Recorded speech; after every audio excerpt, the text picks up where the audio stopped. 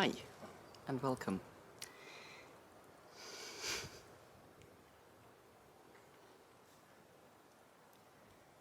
I was thinking of doing a little garden tour. Not because there's anything to show, really.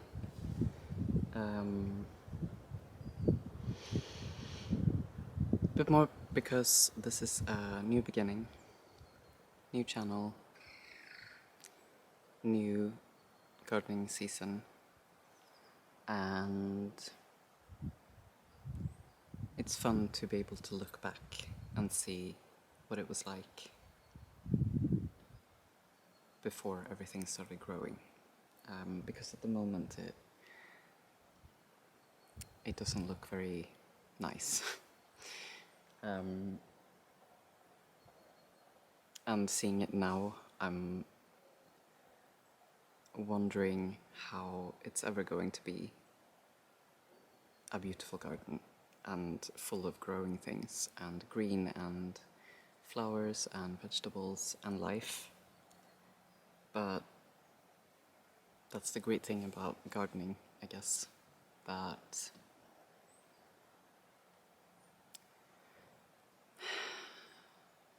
you get reminded over and over again that just because it looks dead and lifeless and ugly and boring right now, that doesn't mean that that's going to be forever. So I guess this is the before pictures. So I'm gonna take you around the garden and attempt to... This is a new camera, so I don't really know how to use it yet. So I'm gonna do my best to hope that things will be possible to see in the video. So I'm currently standing in the main section of the kitchen garden, I guess. It's just outside the house. The house is over here. So in the spirit of permaculture, I guess, it's close and available, and it doesn't take great effort to go out in the garden. But that's actually the main reason that the kitchen garden is placed where it is because this is the only or the biggest flat surface on this property. So when I first started creating this kitchen garden, this was the easiest place to start, I guess. I mean, you can always create terraces and build raised beds, even in places where the ground isn't flat, but the threshold was lowest to create in this space, so that's what I did. And we also have like a wood-fired tub in the middle of this place. It was here when we moved in, so we didn't choose to put that in the kitchen garden, but kind of like it. And let's see if it's even visible on camera.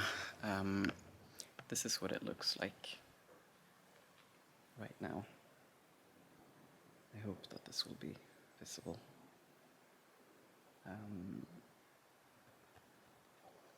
It basically looks like crap. And the reason for that is that I decided to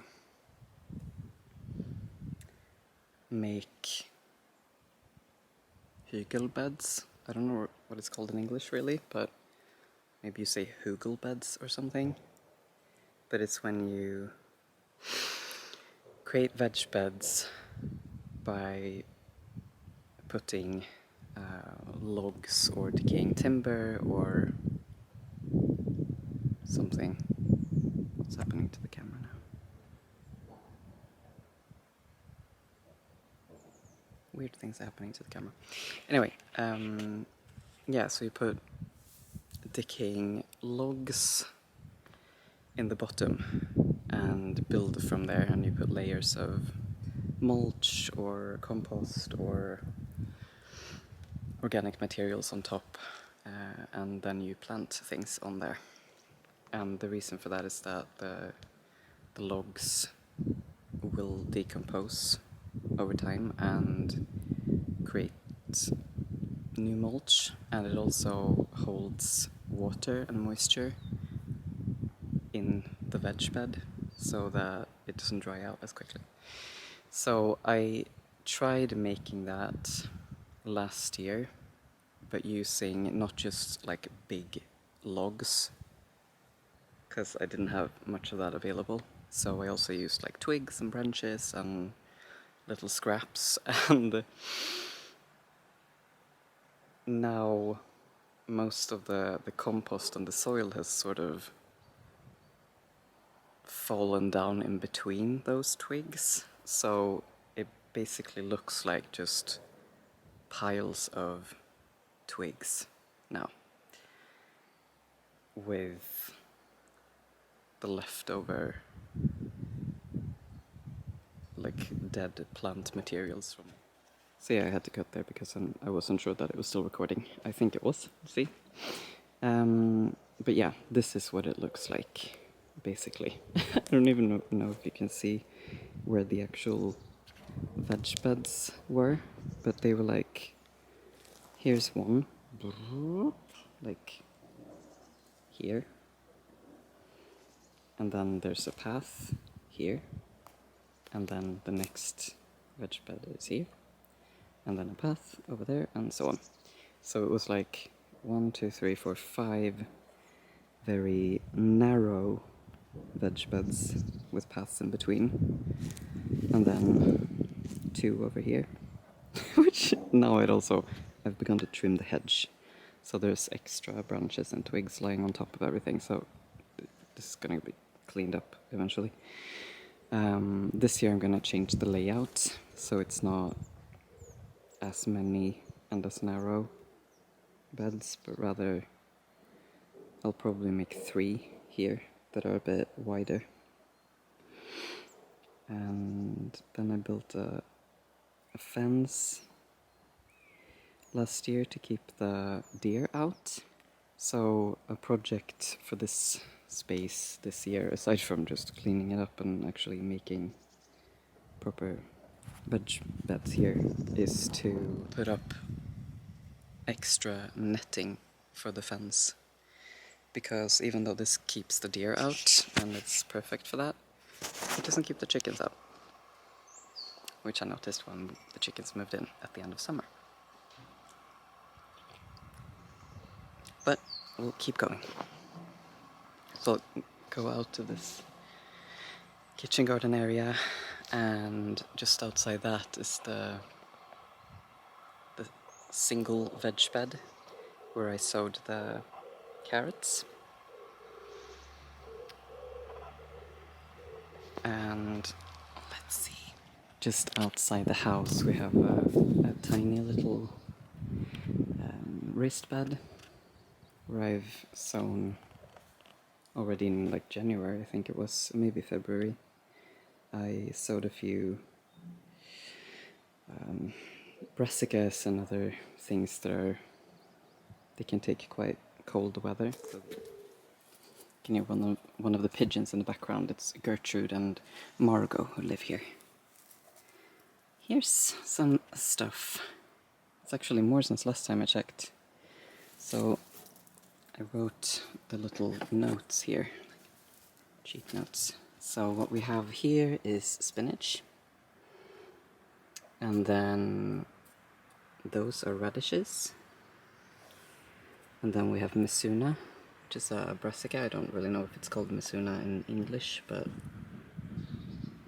that's what we call it in Swedish. And then we have mash, winter lettuce. I don't know if that's what it's called. And I put this on top because otherwise our cat walks all over it. And then there's 2 raised beds with trellises just outside the house. Probably winter squash in one of them that can climb up and sort of create a little wall, and possibly some tomatoes or something else in the other. We'll see. So now we're getting to the eastern side of the garden, where we've built a chicken coop, chicken run. That's the woodshed that was rebuilt, or half of it is turned into a chicken coop now, and the other half is still a woodshed. And just outside that is another little veg patch, and I think that I will plant corn and broad beans in that one this year. And then just below the chicken run is these 3 slightly raised beds, and in the both the covered ones I've already planted garlic. So this is a bit away from the house. The house is up there. So it's not super far, but it's still further away than the other patch. So I can go down here to pick carrots during the summer. I'm sorry about the noise of the neighbor doing something. They always use machines up there. So below the chickens is a little orchard,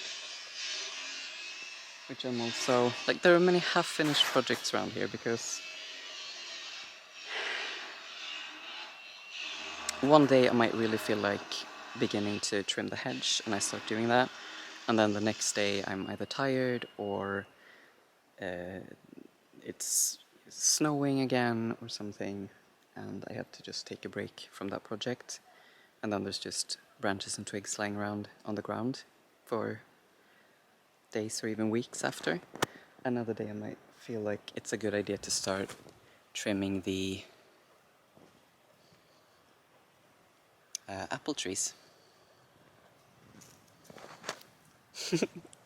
Hello, Ziggy.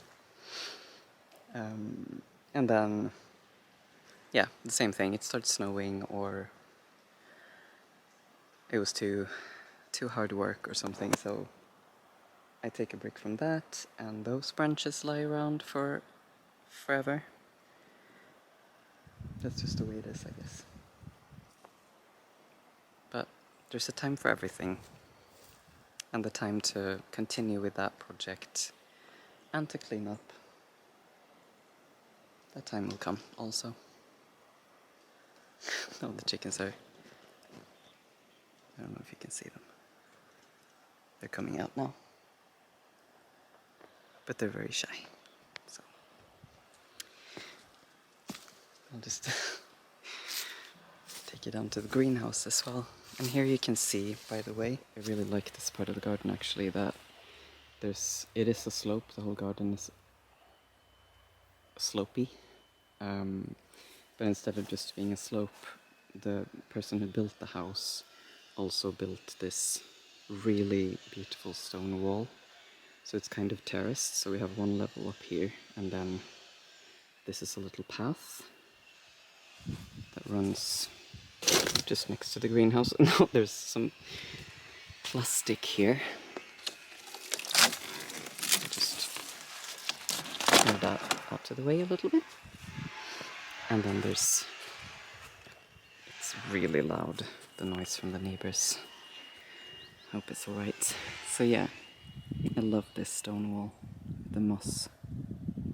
I think it's absolutely beautiful. And then below that there's a slope again, down to the apple orchard. So we have 5 apple trees down here. Oh, Siggy is leading the way. Just disappearing around the corner. What are you up to, kitty cat? Oh, he's gorgeous. He's so happy that it's spring. It's Been waiting for this all winter. Now I can finally go outside again. This is also the border of the garden. Right here. Some raised beds that were put here by the previous owner. Not much growing in them. There's a little bit of rhubarb in the middle one.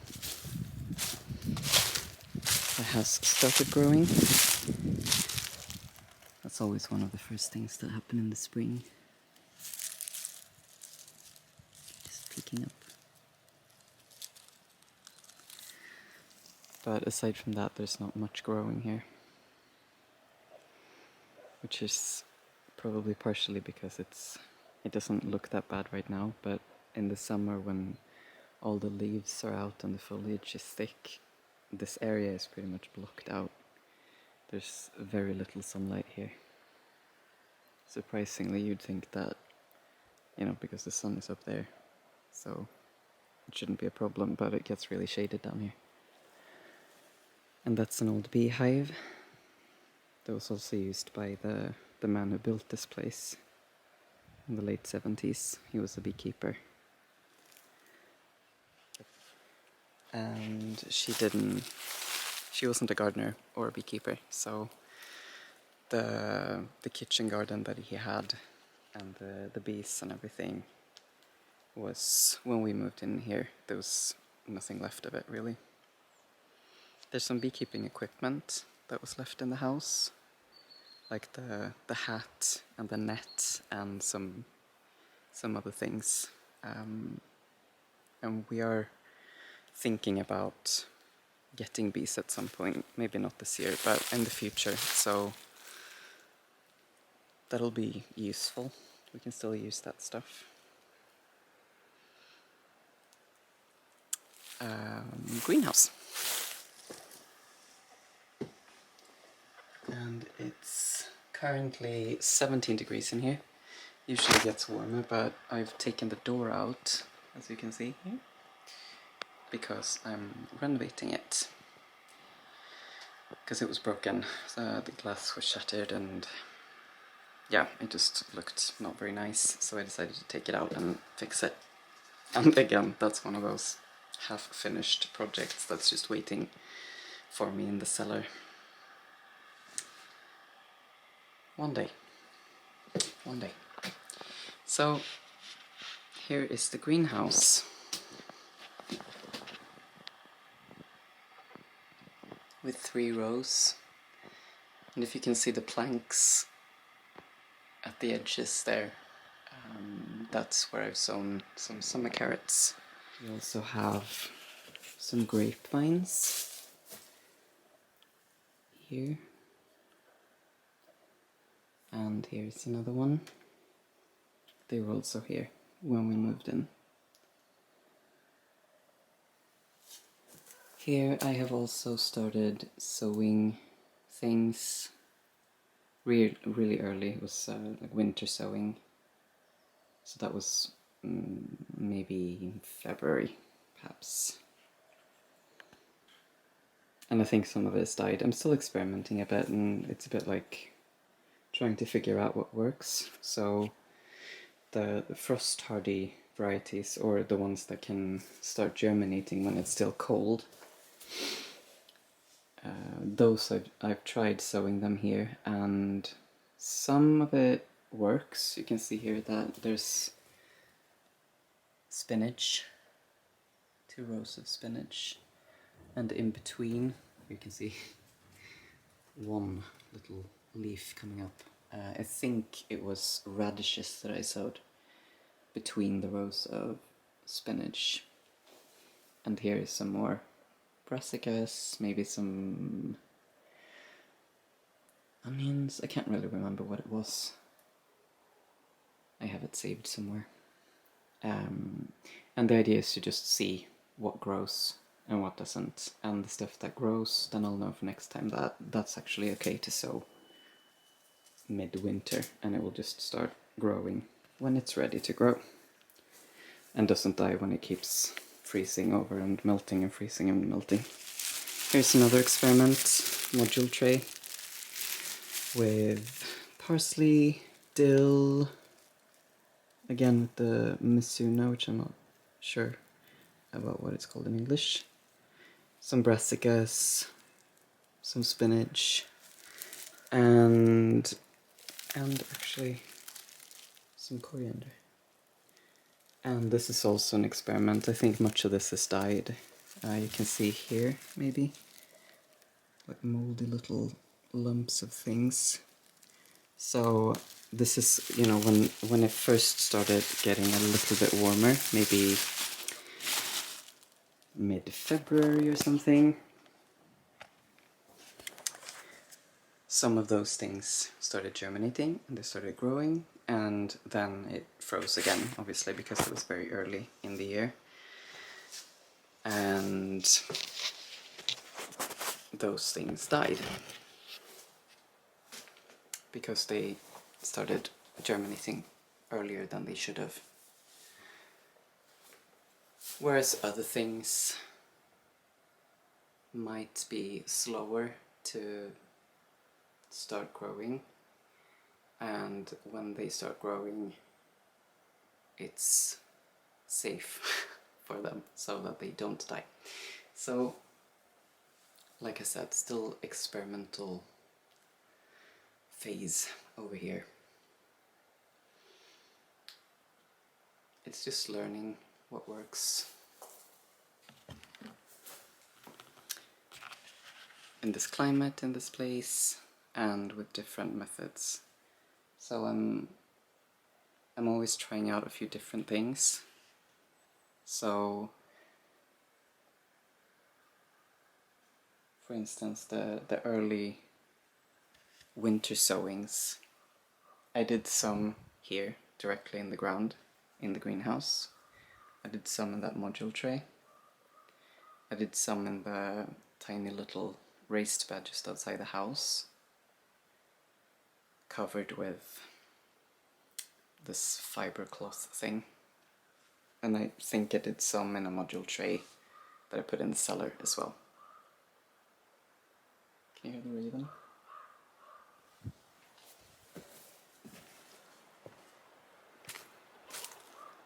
Don't know where it is.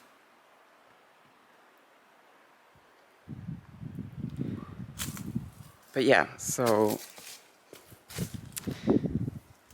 I do it in a few different places and you know, different circumstances, different temperatures, different access to sunlight, and so on, to make sure that some survive. Even if some die, that's not the end of the world, because I have other seeds growing in other places.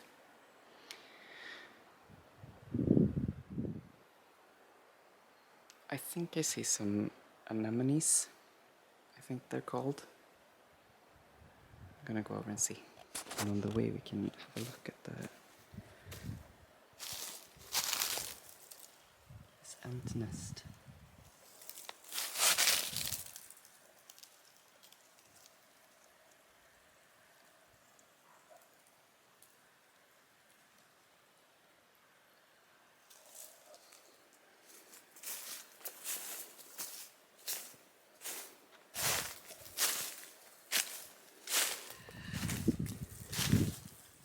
Look at that! How beautiful is that?